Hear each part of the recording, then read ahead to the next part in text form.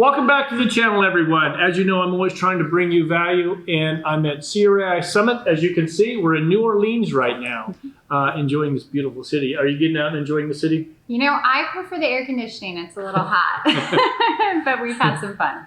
All right. Well, Allison Weiss is the CEO and founder of CRE Recruiting, and I was having a conversation with her, and finding new people to bring into the business or getting people to come to your brokerage, it's a lot of work. Absolutely. So I think you can bring, our followers, our subscribers are mostly either commercial real estate brokers, or in real estate investors.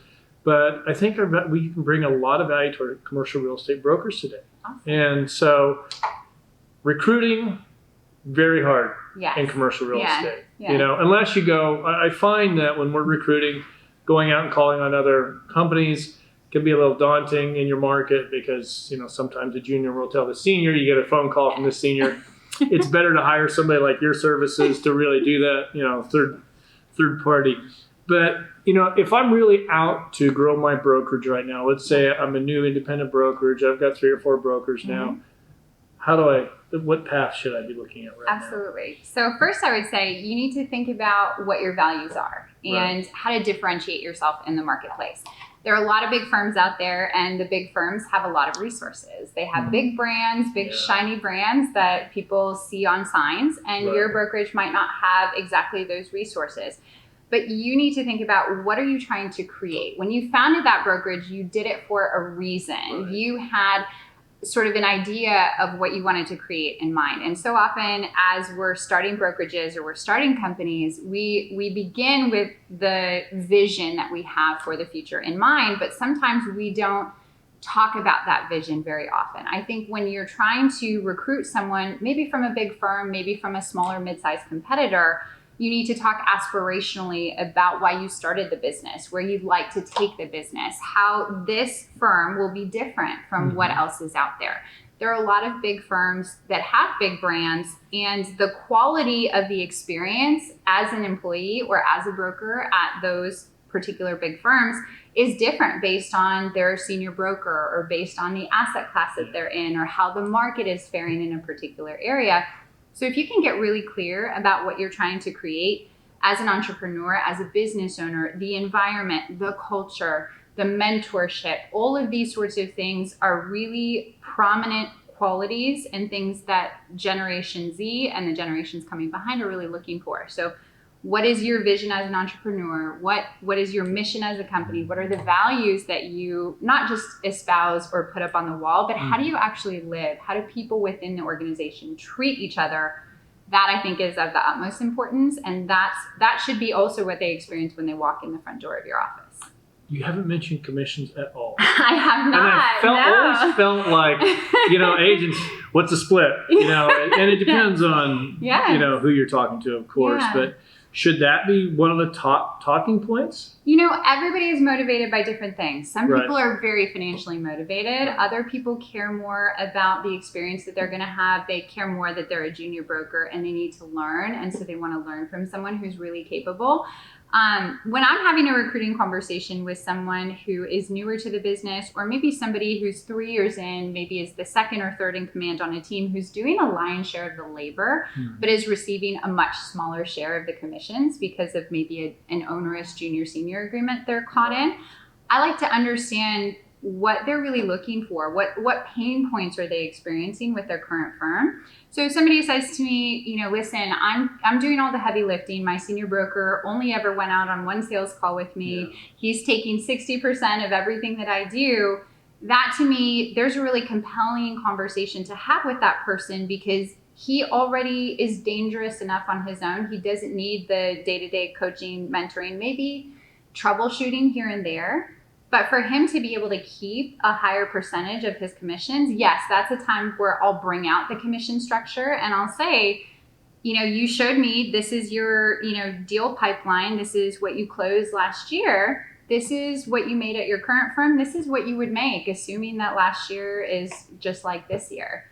And show them the actual hard facts of the environment that they're in. They know it doesn't feel good, but when you start to put the actual dollars and cents in front of them, what they're earning today at their current firm versus what they could earn, It's relevant because that's what they care about. That's what their pain point is. Another person who doesn't have that same pain point, doesn't make sense to harp on commissions because they don't care. It's not relevant. You've got to get to the heart, just like a needs analysis for a client. You're getting to the heart of what matters to them, and then you're speaking and spending the most times on the things that are super relevant to their situation. Yeah, I agree. It's some of the conversations I've had, the first 5 minutes they're asking, what are your commissions? Yes. And I'm like, okay, I'm not sure that this is, and being owning a company, as soon as that is top of the conversation, I'm like, especially if they're newer. Sure. If they're newer and that's their big thing is commissions. Yeah. It's hard to get started in this industry. Sure. There has to be an education process, and that takes time. Absolutely. And if they're worried about commissions right off the bat, it can be a little disheartening. How do you find to make the initial contact? Do you find, do you do email first or just cold call and then follow up with an email? Yeah. What process do you use? I try to look at the individual and see how they're engaging. Sometimes people are really active on social media, and so then I'll just start following along with their content. I'll follow them first, and then I'll start to comment on things and like different posts. Maybe I'll share something into their stories. Everyone operates so differently. Other people, I have candidates that only want to talk on the phone, or they only want to text. Maybe they're in offices where we don't want to let the cat out of the bag because they're so closely monitored. I try to stay away from email as much as possible. I will do email as a last resort. So what I will do often is I will call the person. If I get their voicemail, I might send them a text message. And I see if they respond to that text message. If they don't, then maybe I'll pull out a LinkedIn message or an Instagram DM. I want to see what their communication preferences are. And then I interact with everybody based on their preferences. And some of it's generational, so you can kind of guess. Sure. Like a person who's a Gen Zer might be more active if I found them on TikTok or Instagram. They might respond that way versus older brokers, more established brokers tend to be more on the phone, more about email. But also emails are monitored, as we were joking around about getting angry phone calls. If you are actively recruiting from your competitors who you might also need to maintain strong relationships with for the purposes of deal making, you have to be really careful. Yeah. Do you find that getting a more senior agent on the phone is more difficult than a junior? I would think it would be. Good question. It really depends. I like to leave somewhat of a mystery message when I'm reaching out to candidates. And I feel like if I can intrigue them with what I could possibly be calling them about, they'll call me back. Mm-hmm. And so I'll say, hi, Allison Weiss with CRE Recruiting. I wanted to network with you about this opportunity that I'm working on that I think could be a tremendous fit because of XYZ reason. Don't want to leave you a long message. Give me a call back when you have a chance to connect about it. Okay. And so like that, like leaving a little bit of a mystery message. I'm not calling you about XYZ property. I'm not calling you about this recent closing. I try to leave a little bit of mystery in the air. And then when they call me back, I always use the phrase, I wasn't sure if you were open-minded or not to new things. And so I understand if you're not. Mm-hmm. Nobody wants psychologically to be portrayed as a person who's not open-minded. Right, yeah. And so usually people will say... I guess you kind of force the door open with that one, don't you? I feel like it's a way to encourage people, if they aren't open-minded, to question, well, why am I closed off to this? Right. Why wouldn't it make sense for me at least to hear you out? And I've learned over the course of, since 2014, I've been recruiting within commercial real estate. If I can present someone with a better platform, a better value proposition or opportunity, worst case scenario, it's not the right time. Mm-hmm. And I need to figure out what's standing in the way. Is it a spouse who's having a baby? Is it a pipeline that is going to all materialize around the same date? Is it their commissions are going to reset on January 1? There are all these different milestones that happen in people's lives that make them start to consider where the grass might be greener. And some of social media allows me to see that kind of stuff if I'm just willing to look for it. Right. Yeah, it's so hard when you get somebody on the phone and they've been in the business for a while. Oh, I'm happy here. Yeah. Well, what are you happy? What makes you happy? Because I know there's splits in their companies, right? Yeah. And, our company pays more, but, they're probably a little bit bigger firm, and I understand that. But, how do you overcome that? Well, I'm happy here. What do you say to that? I'll ask the person, tell me more about what makes you the happiest. Okay. What is the most rewarding about your work? Okay. And then I find out, they actually really love bringing up junior agents in the business. I'm like, that's awesome. Do you have the opportunity to spend 60 to 80% of your time today doing what makes you the happiest? And usually people say no. Yeah. So it's figuring out what is missing. And sometimes you can say, if you could change any one thing about your day-to-day, what would you change? Right. And then you find out they've got broken systems or no technology, or they've got a senior broker who's dipping in their pocket, or they think their commission is going to be this and the check comes in at something else. All of that kind of information is really relevant, but you usually have to ask an open-ended question. I like tell me more because that gives people a chance to really think and reflect. And most people aren't asking people questions like that. Yeah. It's unique. Are you seeing the old system is you bring a junior in, the senior broker gets 50% plus the company split. Sure. Do you see that changing going down the road? I think a lot about this particular issue because I think that the brokerage model, the junior senior model, is a very sort of bedrock element of commercial real estate. And it was designed in another era where inflation, the cost of living, the cost of education, all of these things have really outstripped that sort of outdated structure within our business.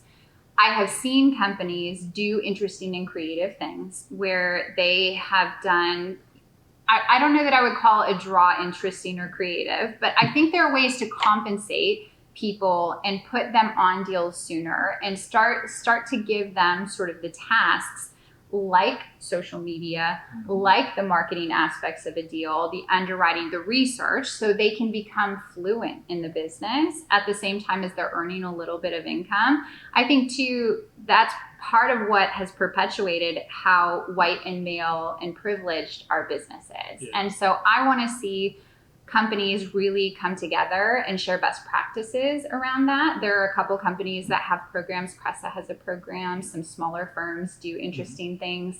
Even just paying people hourly wages for certain tasks that maybe they would outsource.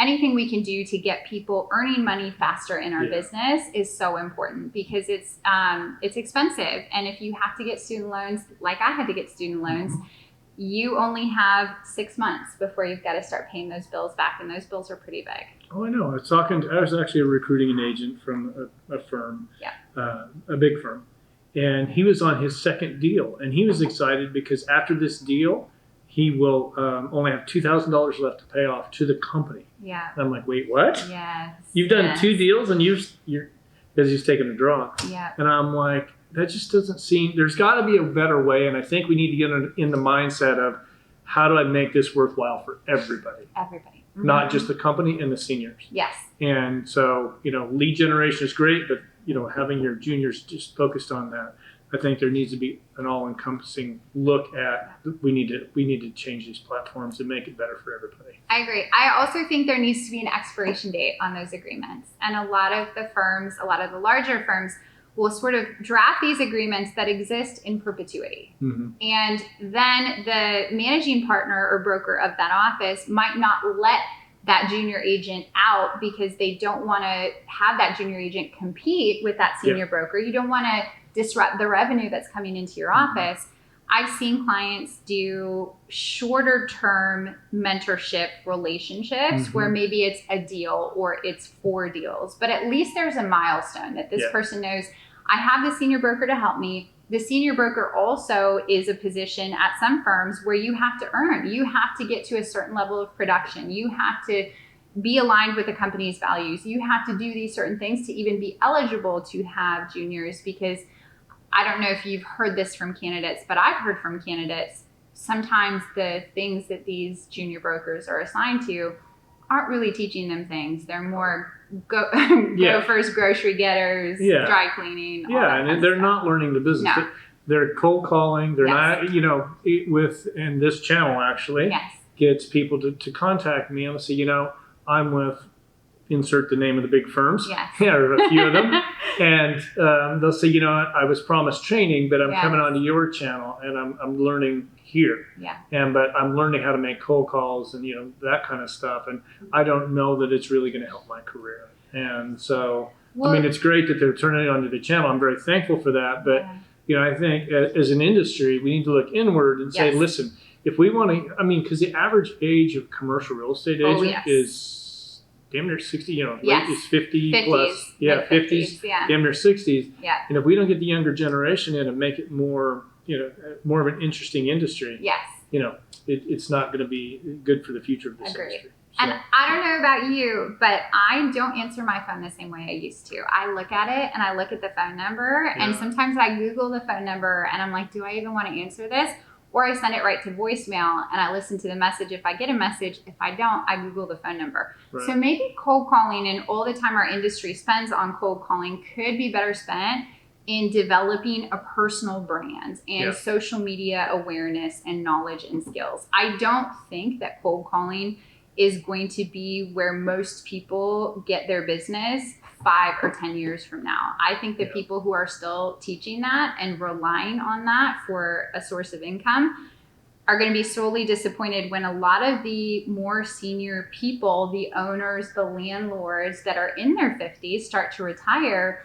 It's people in sort of our generation who are now at the helm of making those decisions, and we Google phone numbers and don't answer them when we don't know them. And then we look at people on social media and, Yeah. you know, we make our decisions differently. So I love that you have a channel that helps people get this kind of information, because I grew up in the big firms and I sat through a lot of the big firm training. And I know that it's built on a playbook from the 50s and the 60s, and it just doesn't work the same way today.